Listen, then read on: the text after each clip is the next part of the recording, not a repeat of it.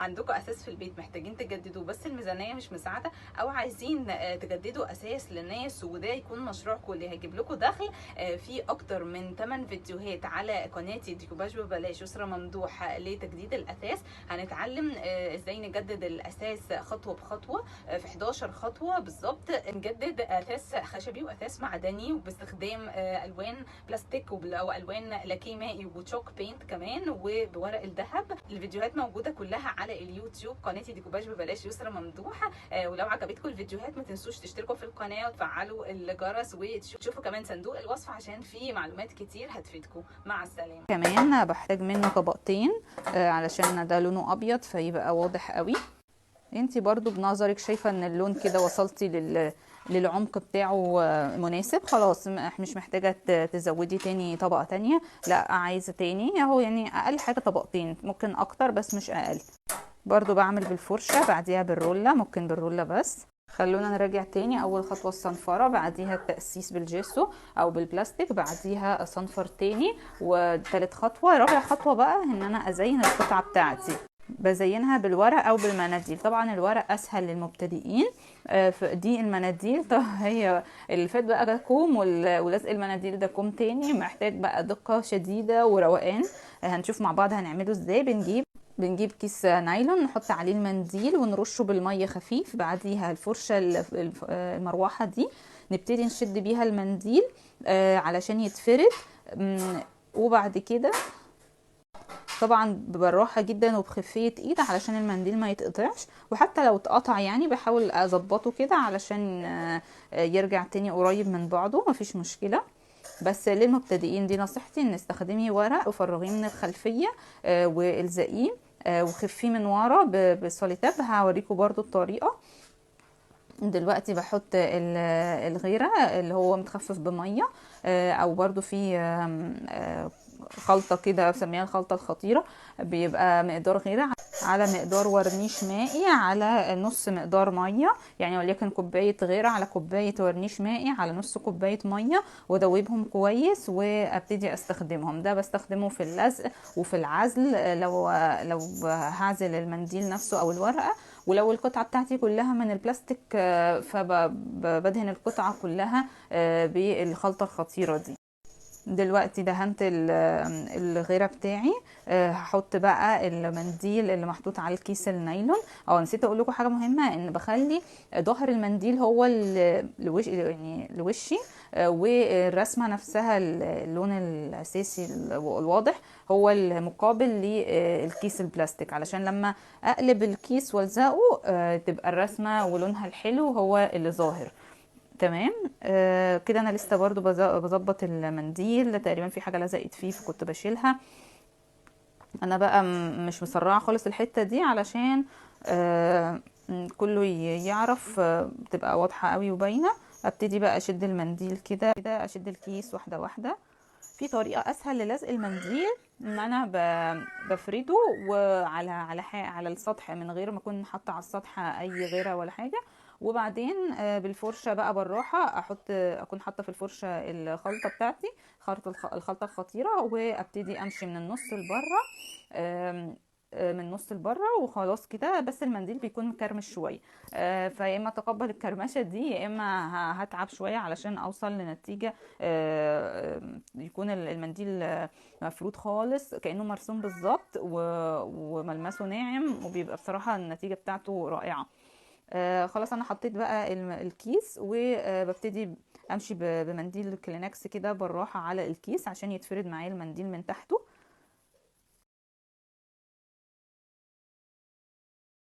معلش ايدي كانت باينه فاضطريت احط ستيكر كده، اخواتي يعني كلكم، بس برضو هبتدي بقى اشيل الكيس بالراحه خالص خالص خالص، لان ده منديل ومبلول وتحتيه غيره، فبمنتهى الرقه ابتدي اشيله. لو في حته لازقه شويه اطلعها بالراحه جدا. وفي برضو خطوه مهمه قبل ما كنت احط المنديل وابله كده، هي اني اشيل الرسومات المقطوعه. هنا انا بعمل كده، في مثلا هيبقى فرع شجره ليف كده مش باين انه حاجه مقطوعه، فبقشرها بالراحه. وقبل ما الزق المنديل اصلا بقطع برضو الرسومات اللي باينه انها قطعه من ورده، قطعه مقطوعه من فرع، بحيث انه يظهر انها رسمه كامله على بعض، مش حاجه ملزوقه ومقطوعه. يعني أنا دايما في الديكوباج بحاول على قد ما اقدر، كون ان انا مش قادره ارسم، والرسم طبعا هياخد وقت ومجهود وهتكون تكلفته عاليه جدا، اني اعمل حاجه قريبه من الرسم بس تكون تكلفتها اقل واسرع في الوقت وكده، ما يبانش انها بقى ولا ملزوقه ولا مكلكعه ولا كده.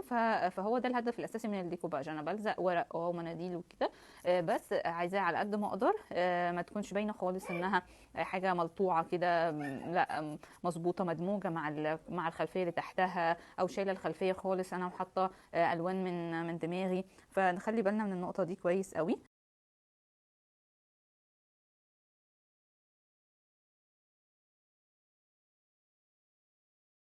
كده انا خلصت لزق المنديل.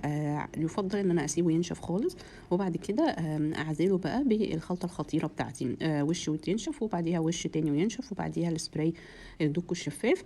انا هنا على طول حطيت الخلطه علشان يعني الوقت يبقى اسرع شويه، بس طبعا بحطها بحرص جدا علشان المنديل بيكون لسه مبلول، فممكن يتقطع مني. بس زي ما قلت لكم الافضل في المبتدئين ان نسيبها تنشف خالص، هي كده كده فيها غيره كان تحت. هحط لها بقى دلوقتي تنشف، وبعد كده احط لها الغيره من فوق. مع بقى الاحتراف اكتر ممكن تعملي حاجه زي كده لو انت مستعجله في الوقت شويه.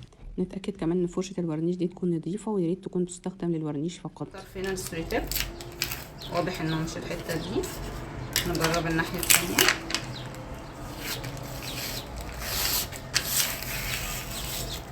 المفروض كده انها الناحيه دي هبقى اعمل عليها تاني علشان كده بتبقى تتخفف اكتر.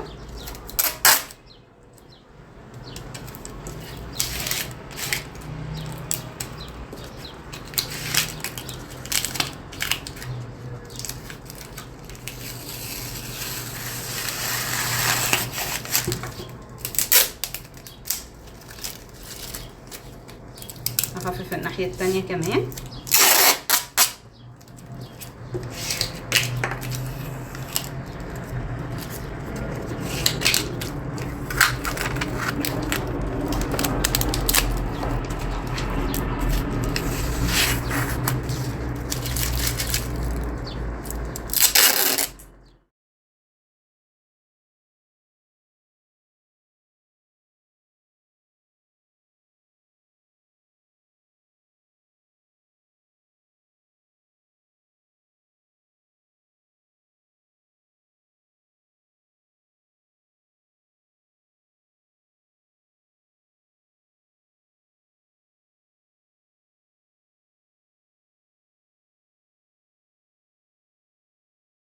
الكيس النايلون اللي هلزق بيه الورق كويس.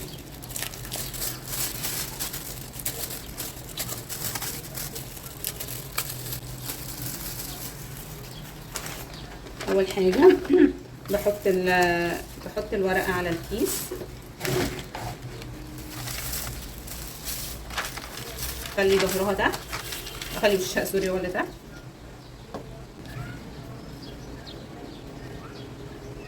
عشان التلج بقى يبان كويس.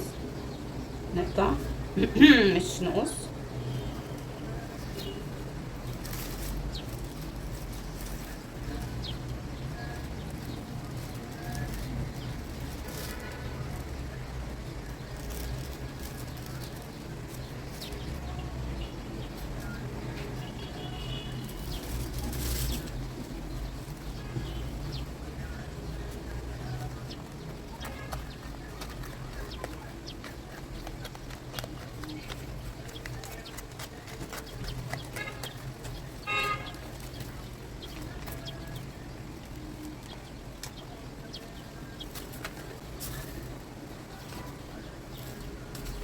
اللي هرشها بقى بالميه دلوقتي.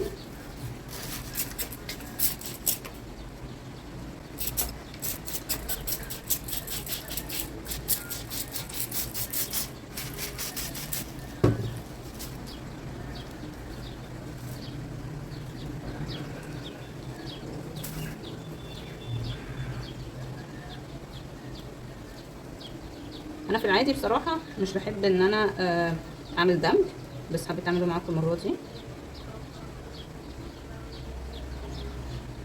بياخد وقت، بيبقى عايز يعني انت لازم تجيبي الدرجه بالظبط بتاعه الخلفيه، ونعمل بقى ستنسل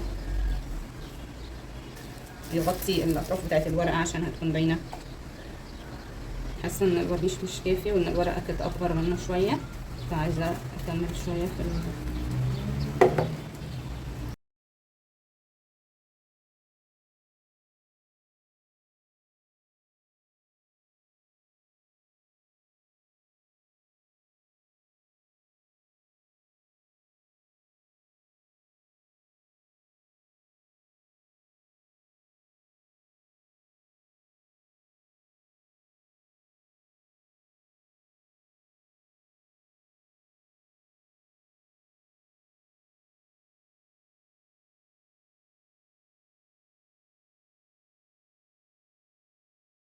ولو عجبكم الفيديو متنسوش دعوة حلوة ولايك وسبسكرايب. مع السلامة.